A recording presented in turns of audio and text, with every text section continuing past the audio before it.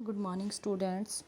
बच्चों, आज हम क्षितिज नाम की जो हमारी पुस्तक है उसका 5वां लेसन उत्साह अट नहीं रही है का अध्ययन करेंगे। और इसके जो लेखक हैं, कवि हैं, वो है सूर्यकांत त्रिपाठी निराला जी। अब जो है इस कविता को जानने से पहले हम कवि परिचय का थोड़ा सा ज्ञान प्राप्त कर लेंगे कि सूर्यकांत त्रिपाठी निराला जी का जन्म 1899 में पश्चिम बंगाल के महिषादल जगह पर हुआ था, लेकिन मूलतः ये उत्तर प्रदेश के रहने वाले थे। इनके पिता का नाम राम सहाय त्रिपाठी था।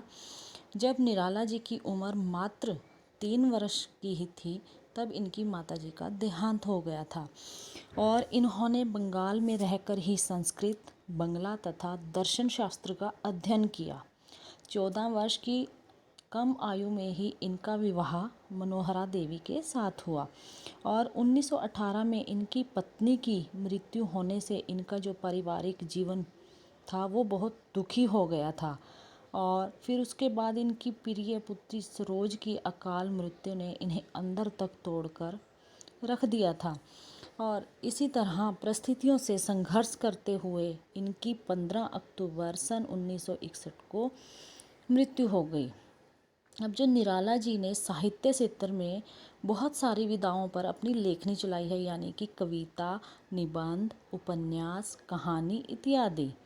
और इन्हें ख्याति जो है वो कवि के रूप में ही मिली है। इनकी रचनाएं जो हैं, काव्य में इनका इतना योगदान है। काव्य में इन्होंने अनामिका, परिमल, गीतिका, अपरा, नए पत्ते, राम की शक्ति पूजा और तुलसीदास नामक काव्य का निर्माण किया है। उपन्यास जो है इनके उल्का, निरूपमा, चोटी की पकड़। कहानी संग्रह भी इन्होंने लिखे हैं जिनमें प्रमुख है लीली, सखी, चतुरी चमार। और निबंध संग्रह में है प्रबंध की प्रतिभा। और पत्रिकाओं का संपादन भी इन्होंने किया है। एक पत्रिका है इनकी समन्वय, मतवाला और सुधा। अब आते हैं कि जो ये काव्य है, ये कविता है, ये किस तरह से है। उत्साह अट नहीं रही है। अब देखो, उत्साह कोमा अट नहीं रही है। उत्साह एक पार्ट है इस कविता का और अट नहीं रही है दूसरा पार्ट है। ये जो कविता है ये 2 पार्ट में डिवाइड की गई है। उत्साह का क्या अर्थ है? खुशी, उल्लास। अब जो ये उत्साह है ये एक आह्वान गीत है। आह्वान का अर्थ है किसी को पुकारना। और इसके माध्यम से कवि ने बादलों को संबोधित किया है कि बादल जो हैं वो क्या हैं और किस तरह वह व्यक्ति के जीवन में योगदान देते हैं। तो बादल जो है निराला जी का प्रिय विषय है।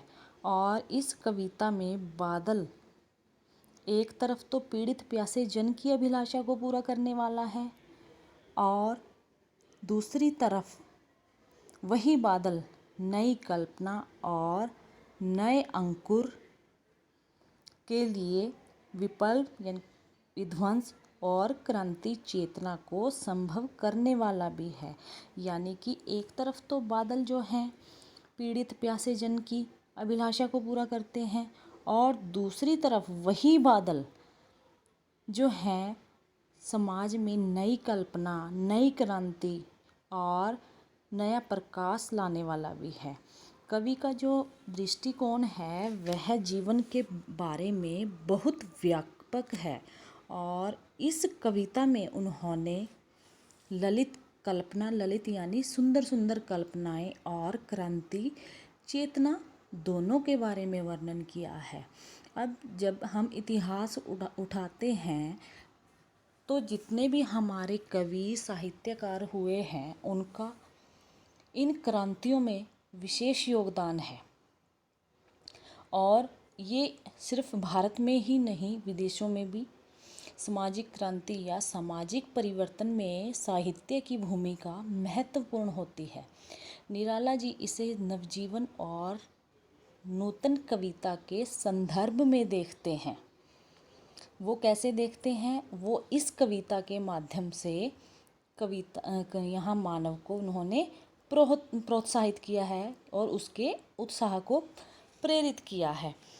और दूसरी तरफ जो इसका अलग पार्ट है, अट नहीं रही, दूसरे पार्ट में कवि ने अट नहीं रही है यानी समान नहीं रही है कविता का इस दूसरे भाग के माध्यम से फागुन जो देसी महीना है, जो मिड फरवरी में आता है, उसकी सुंदरता और मादकता यानी नशा उसको प्रकट किया है।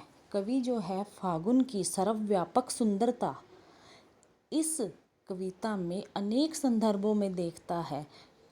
कवि के कहने का तात्पर्य है कि जब मन प्रसन्न होता है तो हमें हर तरफ खुशी और उल्लास ही दिखाई देता है।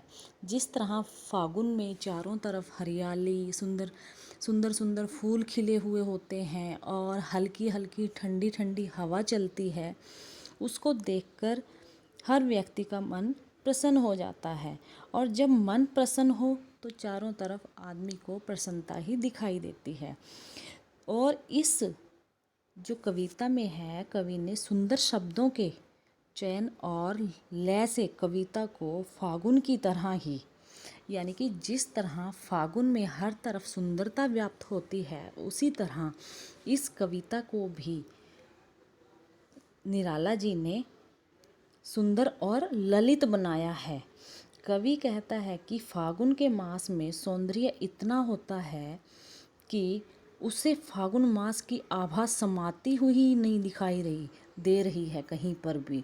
मतलब कि फागुन के जो महीने में चारों तरफ इतनी सुंदरता है कि वातावरण जो है वो छोटा पड़ गया उसकी सुंदरता को अपने में समाहित करने में। और चारों ओर जो है फागुन मास में प्रकृति का सौंदर्य ही सौंदर्य बिखरता हुआ दिखाई दे रहा है। अब यहाँ कवि ने फागुन मास का मानवीकरण किया है। मानवीकरण अर्थात निर्जीव वस्तुओं का सजीव वस्तुओं में दिखाना। और फागुन मास कहने का जो तात्पर्य है कि फागुन मास इतना सुंदर है कि वह चारों तरफ जैसे ऐसे लग रहा है सांसें ले रहा है, और सांसें लेता है तो अपनी सुगंध भर देता है।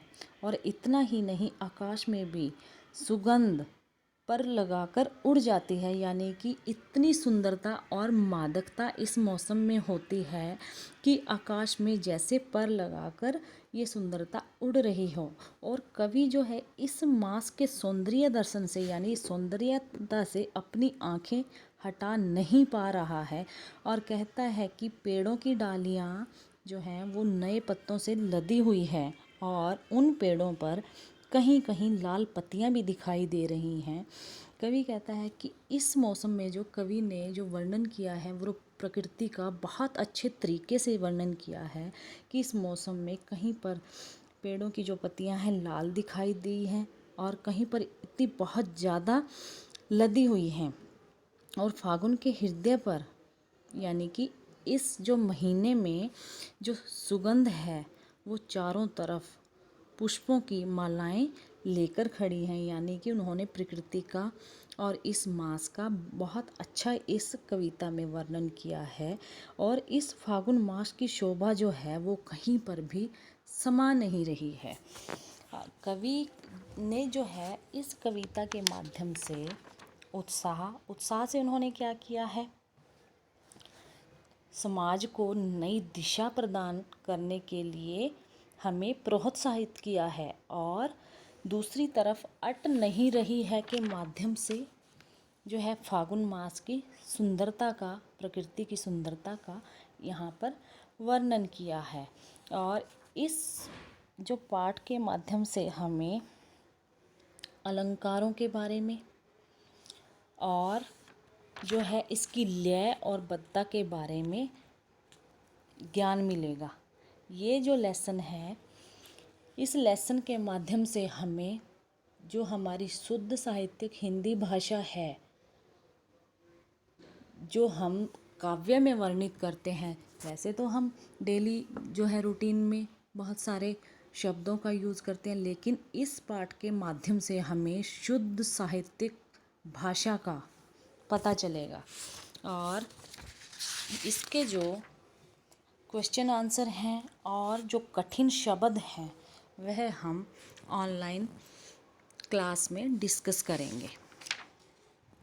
और इस कविता से संबंधित जो निराला की अलग से हैं उनको इनसे संबंधित करके उसका भी वर्णन करेंगे। तो बच्चों, इसका यही सार है। आगे हम ऑनलाइन क्लास में अच्छे से वर्ड मीनिंग के आधार पर इसको डिस्कस करेंगे। ओके बच्चों, थैंक यू।